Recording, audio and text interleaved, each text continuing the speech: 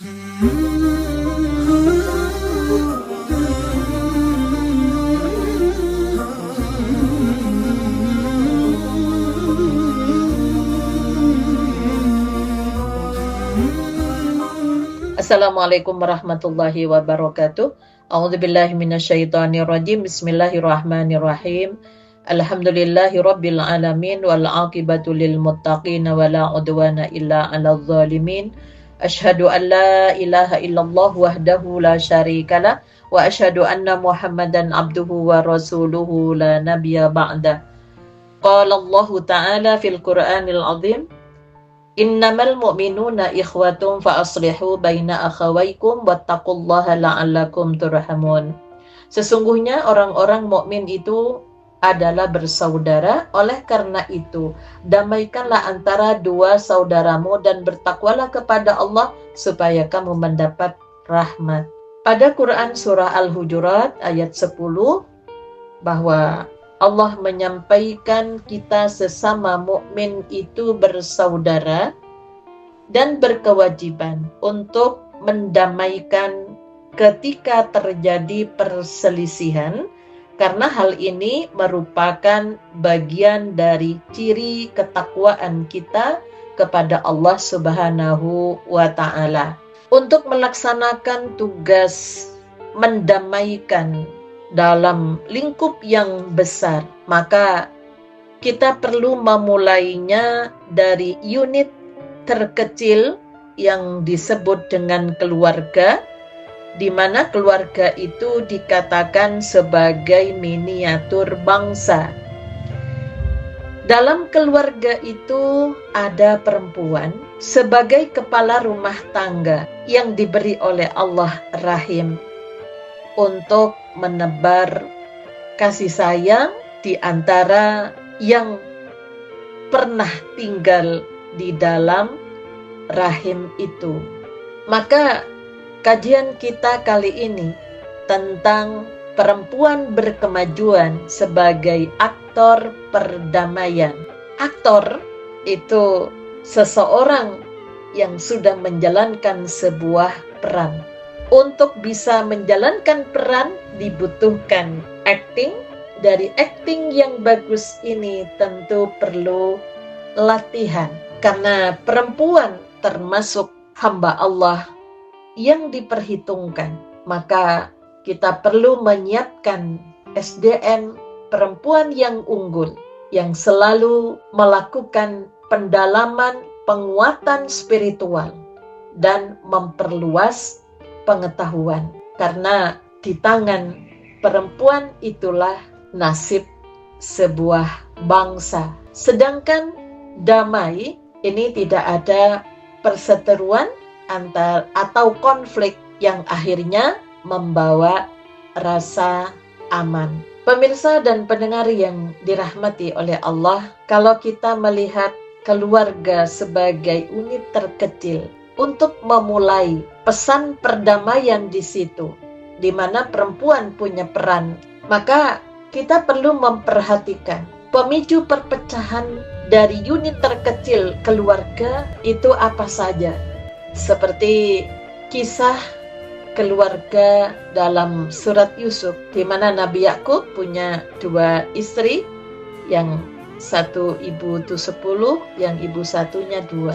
Nampaknya putra-putranya ngamati kalau Nabi Yakub dipandang memperlakukan sikap yang beda pada anak-anak yang lain dengan kepada putranya yang bernama Yusuf, sehingga disitulah muncul sikap dari anak yang merasa diperlakukan beda, akhirnya muncul iri dan dengki yang sampai berencana memasukkan Nabi Yusuf ke sumur.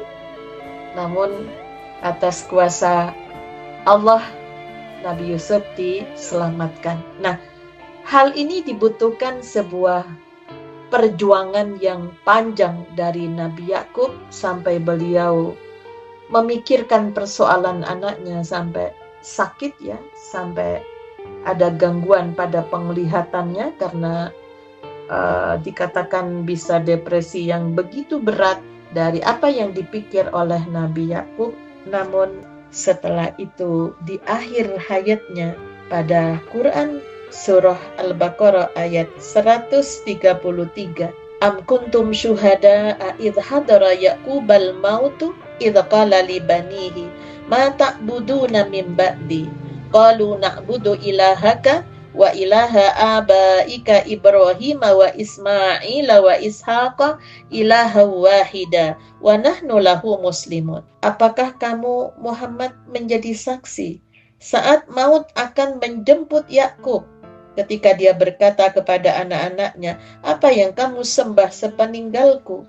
Mereka menjawab, kami akan menyembah Tuhanmu dan Tuhan nenek moyangmu, yaitu Ibrahim, Ismail dan Ishak, yaitu Tuhan yang Maha Esa, dan kami hanya berserah diri kepadanya.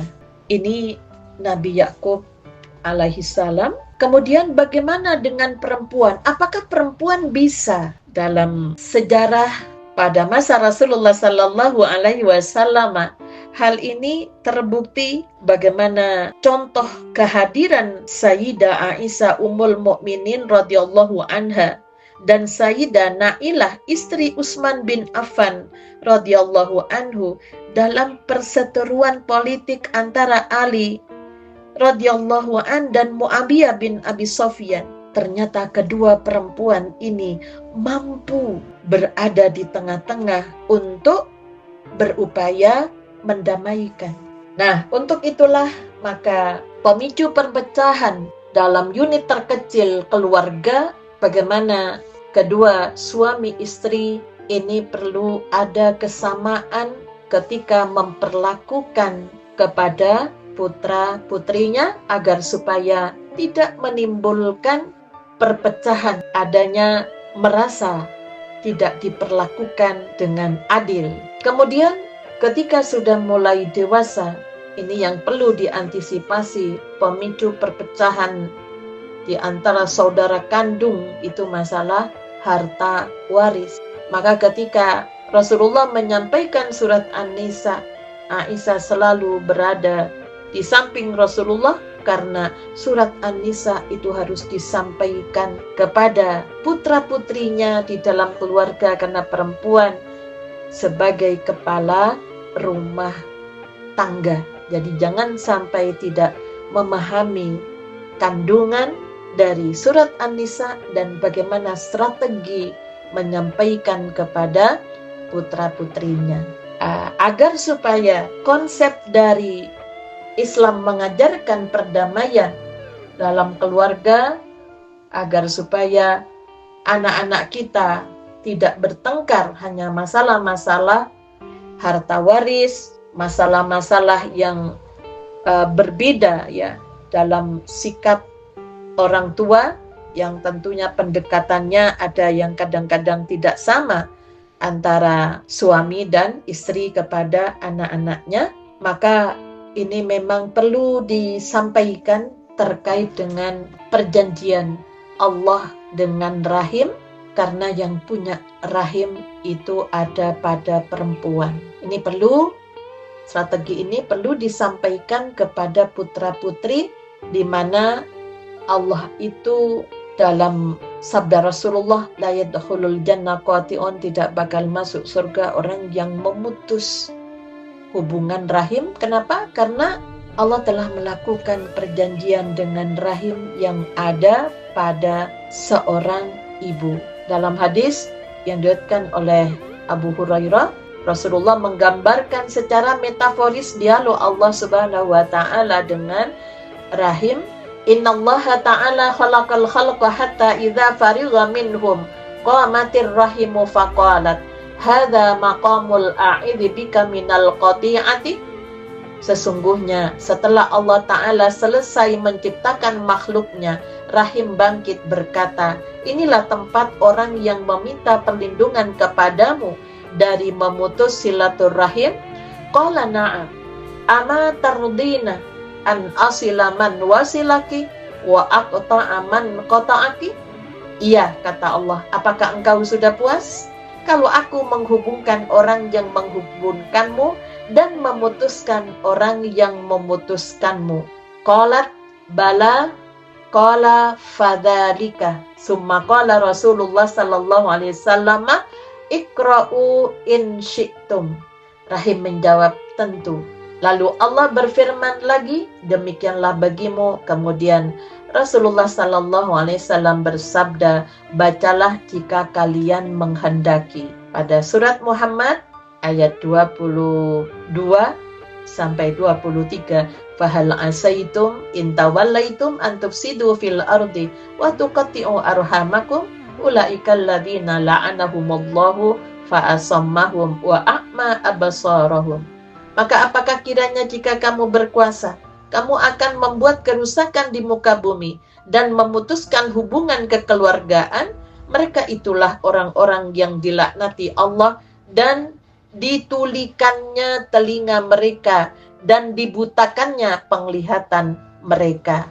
Jadi agar supaya perempuan bisa menjadi aktor perdamaian di antara putra-putrinya, maka sampaikan informasi ini bahwa kalau mutus hubungan persaudaraan yang pernah tinggal di rahim, rahim itu telah melakukan MOU dengan Allah bahwa Allah akan melaknat. Jadi akan apa laknatnya? Mereka ditulikan dan dibutakan. Artinya kalau sudah mulai ada perselisihan, mereka lupa kalau itu dulu tempatnya sama, dari kakak yang pertama sama anak yang terakhir pernah tinggal di satu tempat yang sama. Kemudian dibutakan, dia tidak mau melihat kalau itu saudara yang harus dijaga. Kemudian yang kedua adalah tanamkan kepada mereka bahwa kita sebagai manusia sudah terikat dengan perjanjian primordial dengan Allah. Ada perjanjian dengan rahim, ada perjanjian dengan janin pada surat Al-A'raf ayat 172. Wa id akhadha rabbuka min bani adama min dzurriyyahim dzurriyyatahum wa asyhadahum ala anfusihim alastu birabbikum qalu bala syahidna an taqulu yaumal qiyamati inna kunna an hadza ghafilin.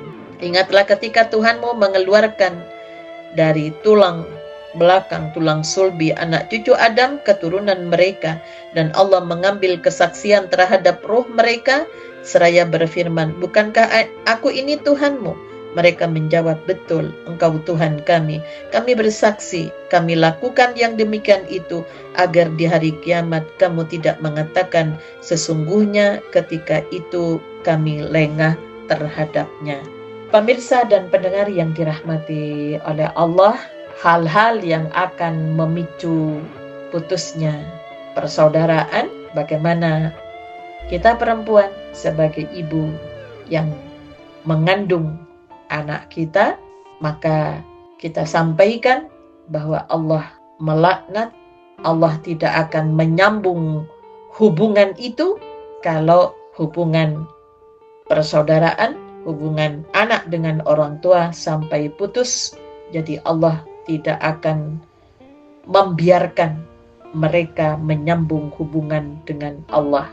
Jadi untuk itulah perlu dijaga. Jadi sebelum pada tataran yang meluas pada masyarakat, mari kita mulai dari kita perempuan menjadi aktor perdamaian dalam keluarga.